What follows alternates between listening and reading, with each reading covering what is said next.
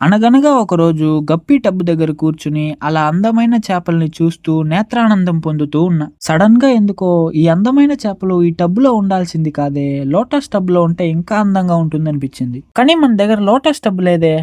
ఏమంటే ఆరాలు తీయకూడదు, వినూరుకోవాలి. ఇన్ని ఫిషెస్ పెంచే మనకి లోటస్ టబ్బుని సెటప్ చేయడం ఒక లెక్క చెప్పండి.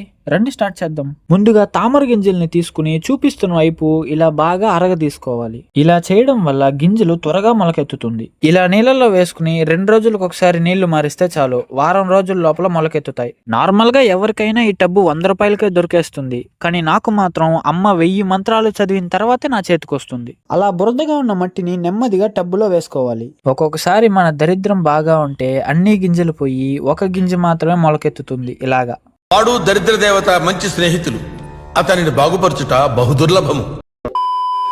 మన అదృష్టం కొద్దీ మొలిచిన ఈ తామర మొక్కని మట్టిలో నాటుకోవాలి. తర్వాత పల్చగా ఇసుక వేసుకుని మొక్క డిస్టర్బ్ అవ్వకుండా నీళ్లు పోసుకోవాలి. ఇప్పుడే నీళ్లు పోయడం వల్ల చూడడానికి మబ్బు మబ్బుగా ఉంటుంది. 2 రోజుల తర్వాత మొత్తం క్లియర్ గా మారిపోతుంది.